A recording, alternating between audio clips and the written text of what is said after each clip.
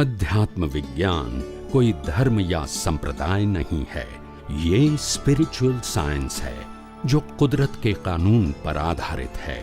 ये विज्ञान पूरे ब्रह्मांड के सभी रहस्यों को उजागर करता है और जीवन के सभी पहलुओं को समझने के लिए एक नई दृष्टि देता है।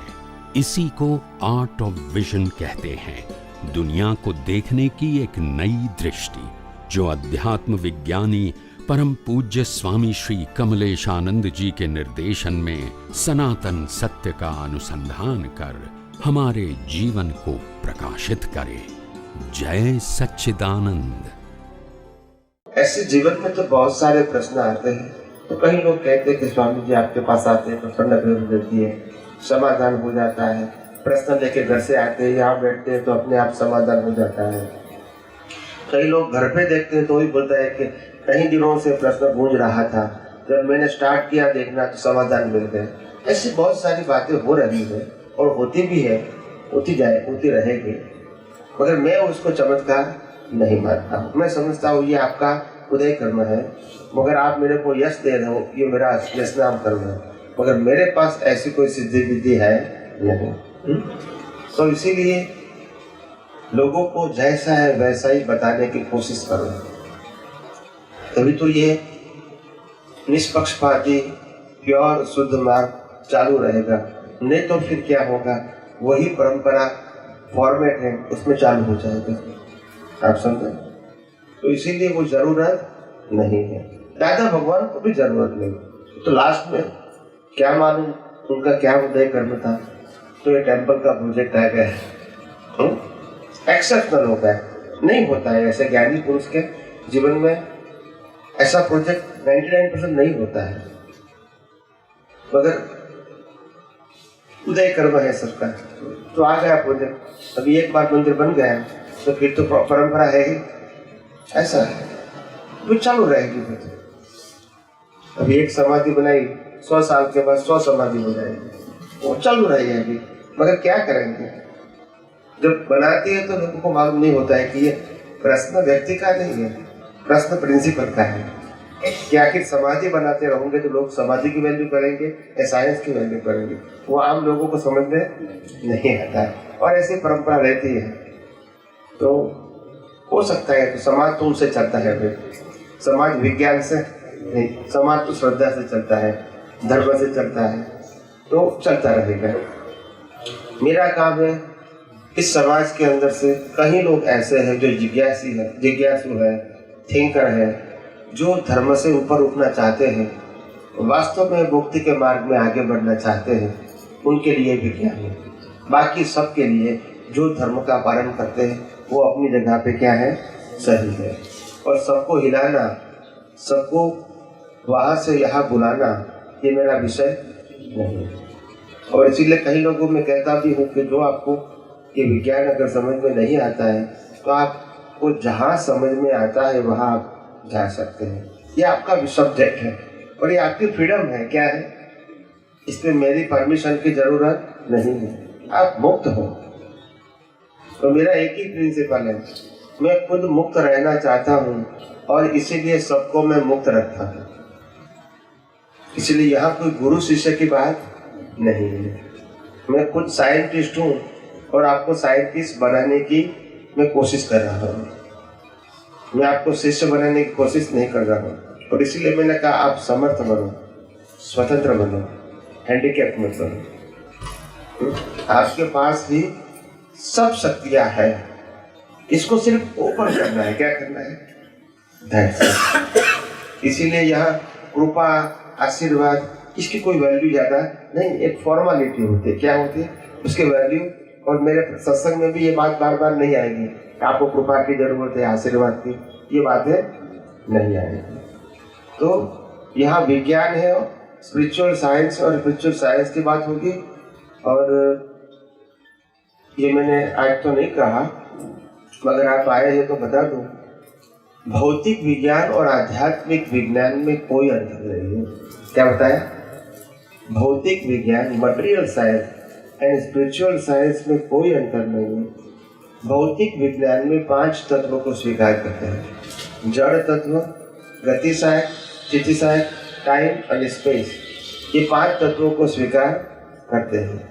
और आध्यात्म के मार्ग में 5 तत्व प्लस आत्मा है, 6 तत्व है। तो दोनों में साइंटिफिकली कोई डिफरेंस नहीं है। आखिर दुनिया चलता है 5 तत्वों से। सिर्फ कॉज एंड इफेक्ट के लिए आत्मा तत्व की जरूरत है। अगर कॉज इफेक्ट निकाल दो तो दुनिया 5 तत्व चलती है, मगर फिर चेतन नहीं है तो उसको समझने वाला, अनुभव करने वाला कोई है नहीं। और इसीलिए 5 तत्वों के साथ अगर आत्मा जोड़ दिया तो वो स्पिरिचुअल साइंस हो गया। यानी भौतिक विज्ञान और आध्यात्मिक विज्ञान में प्रिंसिपल में कोई फर्क नहीं है। कुदरती कानून दोनों में एक ही है। भौतिक में भी यही है और आध्यात्म में भी वही है। और सनातन तत्व है, इटर्नल, वो भी यही है। यहाँ सिर्फ 16 तत्व ऐड हो गए। और खुद आइंस्टाइन ने भी ये कहा था, आपने पढ़ा होगा। तो हर महान पुरुष होंगे वो क्या क्या कहेंगे लाइफ में, वो थिंकर होते हैं। They are not religious person, ये धार्मिक व्यक्ति नहीं होते हैं। तो वो क्या करते हैं कि समझते मालूम होता है कि आखिर इतना सारा विज्ञान मेरे निमित्त से खुला हो गया, तो आखिर ऐसी कौन सी अंदर ताकत है जो मेरे को इस साइंस को दिखा दी, मगर ये अंत तक समझ में नहीं आता है। क्योंकि उस समय उसका फोकस यहाँ नहीं है, यहाँ है भौतिक साइंटिस्ट को। और आइंस्टाइन को भी यही हुआ था।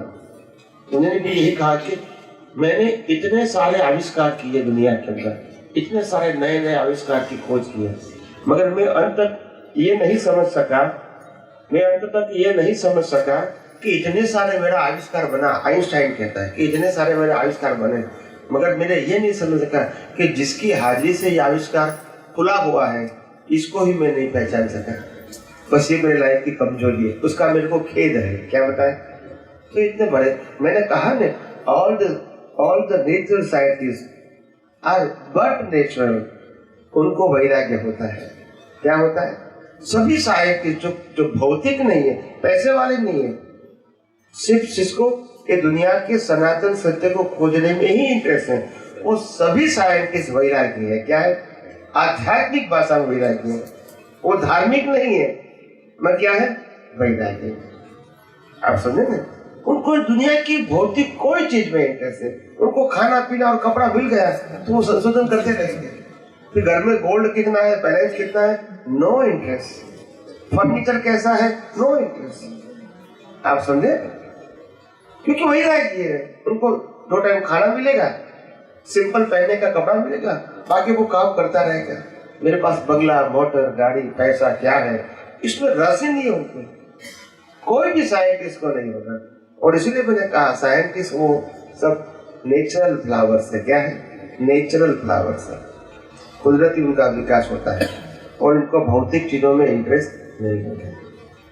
उसको अगर मोड़ मिल जाए तो आध्यात्म के मार्ग में आना इसके लिए क्या हो गया?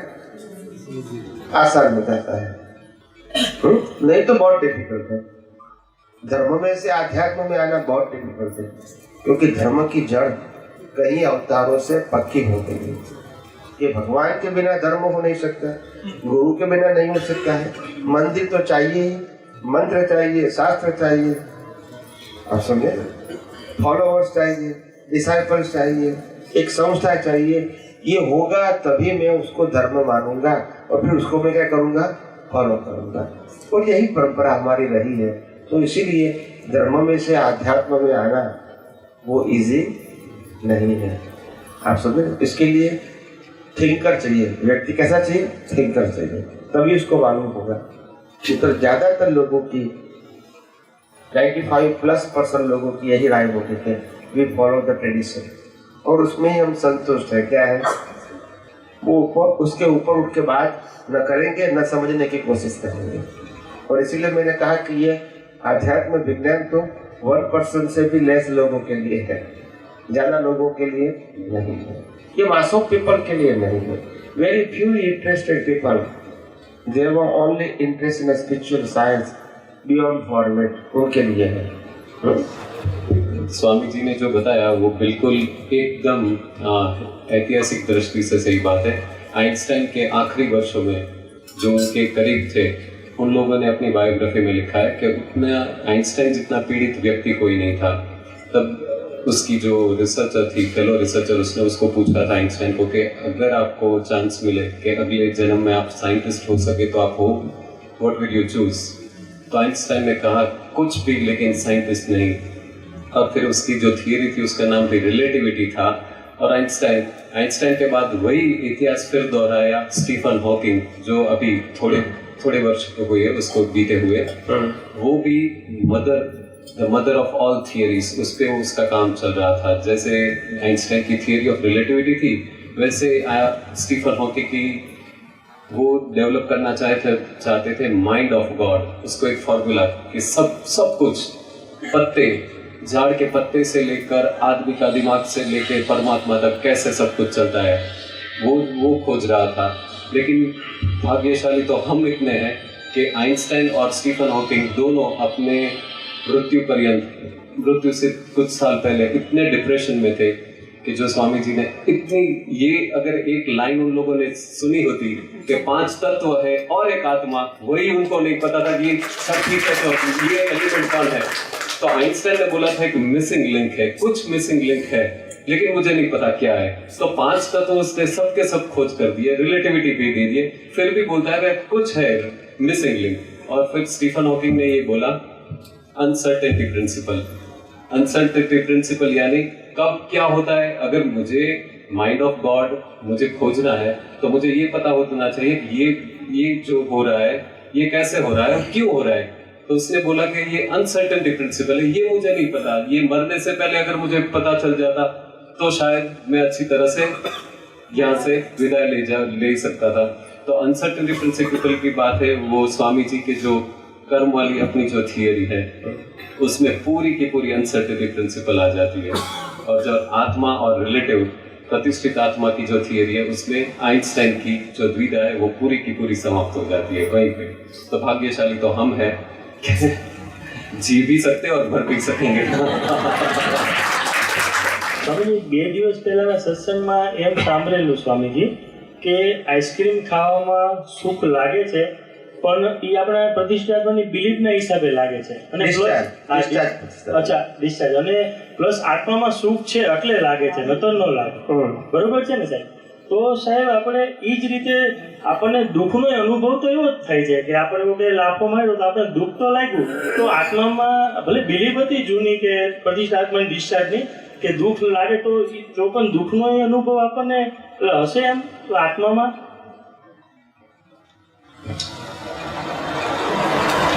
वास्तव में सुख और दुख जो भौतिक बातें करते हैं, व्यवहार की बातें करते हैं, वो सुख और दुख, वो न सुख है न दुख है। सुख भी नहीं है, दुख भी नहीं है। सुख इसको कहता है आध्यात्मिक भाषा में कि जो स्वाभाविक होता है, और अभी जो हम सुख दुख कहते हैं वो तो वेदना है। क्या है? वेदना। और इसीलिए जैन धर्म में उसको बताया है, क्या बताया है? वेदनीय कर्म। क्या बताया? और इंग्लिश में कहते हैं सफरिंग, सफरिंग ऑफ कॉज। तो ये सफरिंग के कर्म है, उसमें सुख नहीं है, मगर हम भ्रांति से, क्योंकि दुख पसंद नहीं है तो हम उसका ऑप्शन को हम सुख मानते हैं, मगर सुख दुख है नहीं, दोनों वेदना है। और यही भ्रांति से हम जी रहे हैं। आप समझे?